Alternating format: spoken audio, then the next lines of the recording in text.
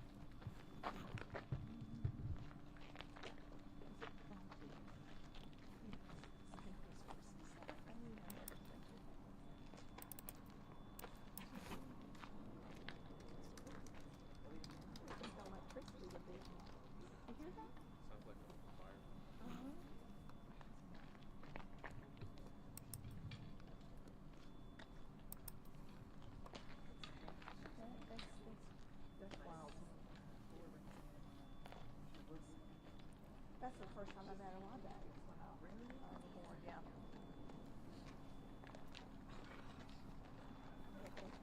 That's weird going off in the. Do you hear the latte? Huh? That beep? It's a fire. It's a fire alarm that never went off. Wait, that's a fire alarm? That's what it sounds like. I That think sounds it like was a smoke van detector. backing up for like ever. No, It and may I. be in that vacant one because that one on the end was vacant. Up there. Yeah, but.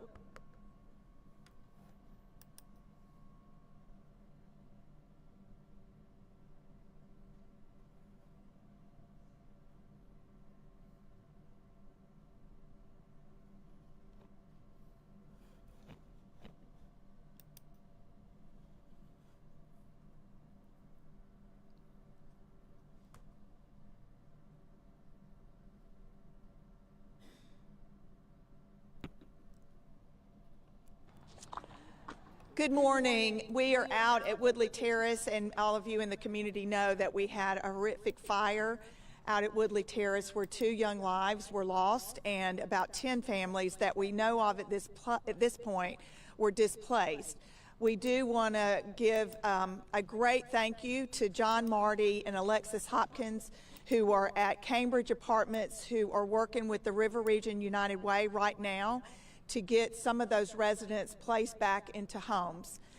This fire not only brought to surface the great need for these particular families that were affected, and we continue to pray for that mother who lost 2 of her children, but to us at River Region United Way, it also brought to surface the lack of housing that we have in Montgomery.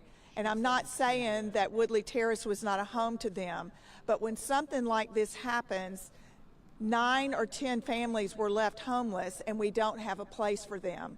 So River Region United Way has committed in this new year that we are going to be moving forward and getting emergency shelter, transitional housing, and affordable housing, and working with Salvation Army, the city, and Habitat for Humanity to make that work. It's gone on too long. We know the burden that Friendship Mission continues to have with the overcrowding of their shelter and the long waiting list and the stress that it has put on their staff. We can do better than this, Montgomery, and we have to. We know that a lot of these families are working families. They contribute to our community, and they were left with nothing. And so we are very grateful to be able to help with them moving forward. We ask if you would like to make donations. We do not need any more items of clothing. We have been inundated, which has been a great blessing because these families, they lost everything. But we do need household items, sheets, towels, comforters, bath mats, TVs, couches, coffee tables, tables and chairs, anything that you have in your house that you think a family could need. Please take it to the Salvation Army, and they are located on Carter Hill Road, right across the street from the YMCA on Carter Hill Road, right next to Jeff Davis. Am I saying that address right? JAG, I'm so sorry. I'm old Montgomery. Sorry about that. JAG High School, and it's right across from Danley and from the YMCA, and they are prepared to take these donations. We've got some great volunteers that are going to help us get them to the families, but this time we don't need any more clothing. If you know any families and you're listening, please have them call 211 so that we can assess their needs. There may be some other things that were not founded at the point, and now that they have had this tragedy happen, maybe there's some other things that they need assistance with. River Region United Way, we work with 26 community agency partners that also help serve those that are in need. So there could be other things that these families are eligible for. But once again, I think it's put in the forefront that we can no longer stand by and just talk about housing. We have got to do better, and we're ready to step up and get a plan in place and move forward with that. This morning in my devotion, a quote from Anne Frank, and it was so relevant for today. And she said, "How wonderful is it that nobody need to wait a single moment before starting to improve the world." We all are just off of Christmas. I understand joy, spirit in our heart, but we also are facing a new year that still has its challenges. And maybe you don't think that you can do something great, but you can do something. Margaret Mead said, "Never doubt that a small group of people can do great things." And we can do great things together, Montgomery. I'm going to turn it over to Aronde Mitchell. He is the city council person for Woodley Terrace, and let him say a few words. But Aronde, I want to say too that those of you who know me, I don't give up until we have a solution, and we can't wait any longer for housing. We have got to do better in our community so that these families had a place to go that night where they can breathe, they can get their lives back together, and they can save, they can get their funding together so that they can continue to build their lives. Good morning. So first of all, I would like to say that we did lose 3 individuals, Mr. Payne and also the McCall family. Those funeral services are being arranged now.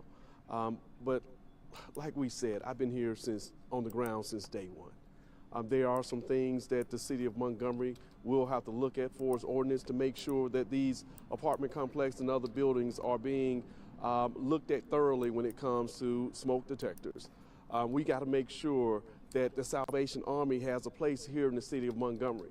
I appreciate that the city of Montgomery came together in less than an hour. We had Red Cross on the ground. We had Salvation Army representative, River Region, United Way. We had so many people coming to help, but we had to wait until a tragedy happened.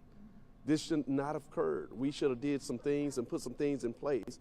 And the city council will look at an ordinance that kind of can prevent what we saw here today. If it had anything to do with smoke detectors, we'll make sure that the fire department get involved, coding get involved. We're going to make sure that this does not occur in the city of Montgomery again. Like I said, it is very important that we have affordable houses here in the city of Montgomery. The mayor and the city council, we are working desperately to make sure that we have everything that the citizens of Montgomery need. So thank you guys for being here today.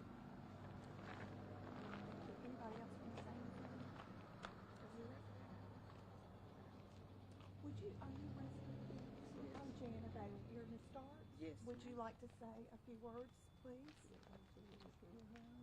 I'm here on appreciation for everyone that helped us in the treasure of our time, because we didn't know what to do, you know, after the fire started and to the fire ended. You know, we was in the apartment sleep while the apartment was burning down. And it been a tragedy to us. We hadn't really been able to sleep because we still scared and fear for our life being in these apartments right here.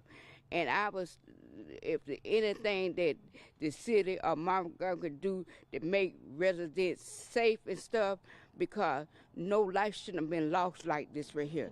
It is a hurting thing for life to be lost, for family to be displaced everywhere, you know, in apartment complex, when the smoke detectors upstairs didn't go off, the smoke detectors downstairs didn't go off. And I think that, you know, more life would have been lost if we had to continue being in the apartment. And, you know, getting our life back together, it's a thing that we got people out here that love us, that giving donation, and I appreciate every donation that's been given to us, clothes, food, wise, and everything that's been given to us, because it's hard starting over for us. And, you know, our life, and I thank God for letting us live to be able to tell the story so that the mayor can hear us, the council can hear us, that everybody can hear what our needs and then what our wants is. And, you know, and the support is needed, you know, to our lives and stuff. And we love the news coming out here in our stories. And, you know, maybe they can put more smoke detectors in the apartments and stuff like that, or some, because we didn't even have a fire hydrant out here outside the apartments. I mean, not one. They got them on this side, but they don't have them on this side right here. So if a fire is occur inside the apartments, we didn't have nothing. We would have still been in a rough mess, you know, and that's not right, and it's not safe to us like this right here. So anything that people can do to help to make our city better, we sure appreciate this. Thank y'all. All right, hey, how y'all doing? Thank y'all for coming out today. I really want to thank everybody that's standing right here today. Thank y'all, you know, coming together as a community. I know, like, we got to deal with this for the rest of our life. I do got a burn mark on my thigh, and I got to deal with that the rest of my life, you know, being upstairs on the other side of the apartments. You know, this teaches us a life lesson, you know, about a lot of things, but, you know, we wasn't expecting this to happen to us all. And I really appreciate Channel 12 News to hear our story out. Thank y'all for sitting out here being with us, and especially the councilman, this gentleman right here, staying with us until we get what we need. That's a blessing from God. Y'all gonna get everything 10 times. I hope y'all be blessed, and y'all get everything y'all need in life. And God gonna help everybody. And we thank y'all for the donations. Like, it's a scary feeling to be somewhere where you gotta relive that tragedy again. Like, me being 19 years old, and my mom is, 53? Imagine a 53-year-old got to run out the house. I turned back around for my mom for my mom. You know, I love my mom. I love everybody. And may God bless. That's all I got to say. I do want to add one thing that I forgot to mention. River Region United Way is taking up donations. 100% of those donations will go directly to these families. If you don't have items and it's easier for you to give, you can text Woodley, and it's all capital letters, WOODLEY, to 41444. That's Woodley at 41444, and those donations will go to those families however they need them, whether it's gift cards or paying rent or electric, whatever it is to help them keep up. But it is time for our community to help these families. This is a flood, this is a tornado, this is a natural disaster that occurred in our community, and these residents deserve every bit of our support, just like we would if someone's home was torn down by a tornado. So please give from your heart. Maybe some of that Christmas money that you had left over because you got a really good deal, or maybe you have some extra money that you got in your stocking from Santa. Maybe you want to do good. It's the new year, Montgomery, and let's do better by it.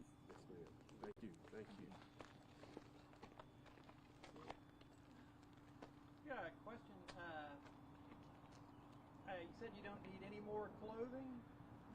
What does it say about the community that they've stepped in so fast to give more than clothes and? Well, and I think it's great. That's why, you know, because that is the first thing that you think about when this family, the Starks, just said, you know, you run out with everything, and that's what you have is what's on your back. So clothes are the first thing that you do need. You need a warm pair of socks and shoes and clothes for your children and for you going the days further. And so I talked to Salvation Army this morning, Captain Johnson, and he said that they have been just overwhelmed with the contributions of clothes. And so we're going to be spending the next couple of days sorting those and figuring out how the families can come to Salvation Army and pick these items up. I know we've got some great volunteers that are going to help with us, whether it's getting a U-Haul and getting those furnishings. If you have those to get, we can help you. We're going to do everything that we can to make your donations easier to give and easier to get to the victims that need this the most. Now you mentioned that this was your first time out here. What's your initial reaction?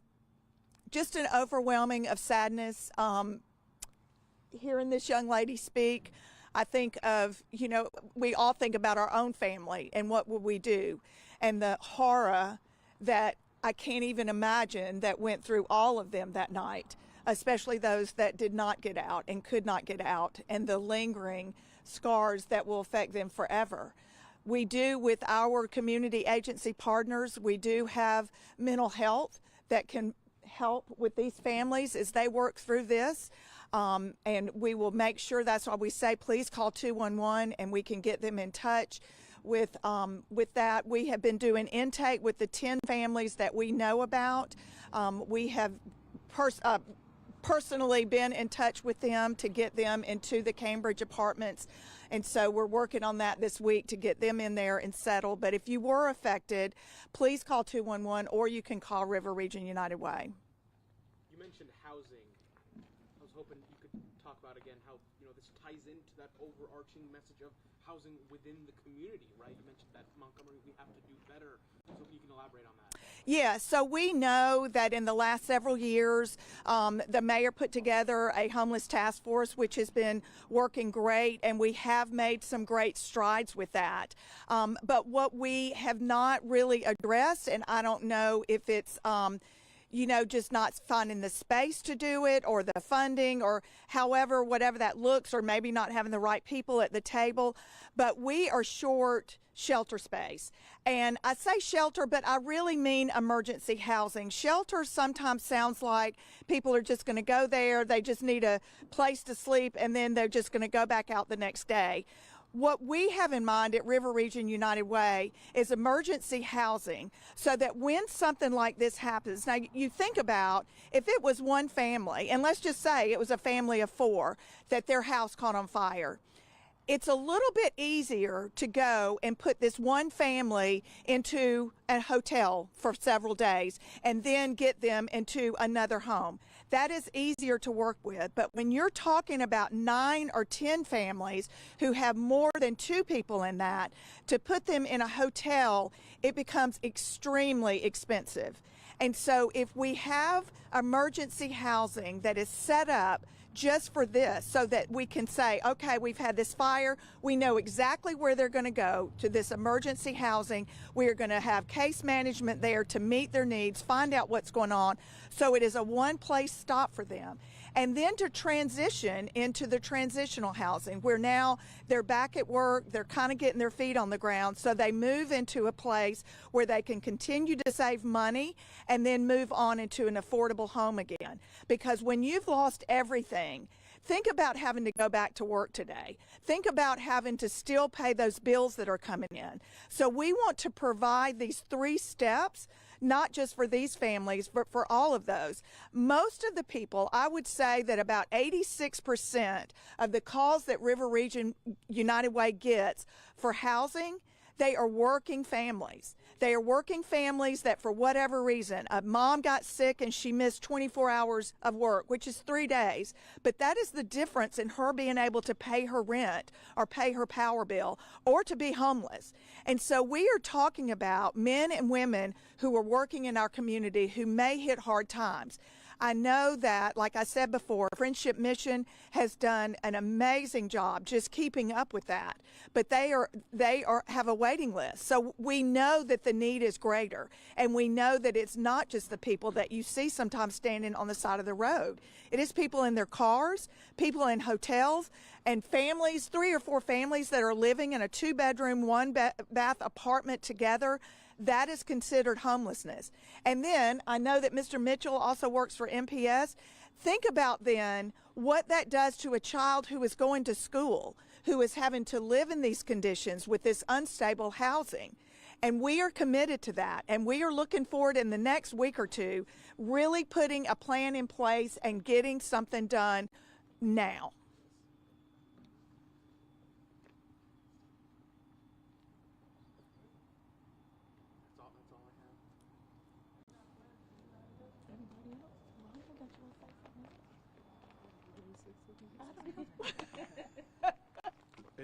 And I call Councilor Beard up here as well with me. We have been here since day one. The mayor has developed a housing department within the city that we are looking at.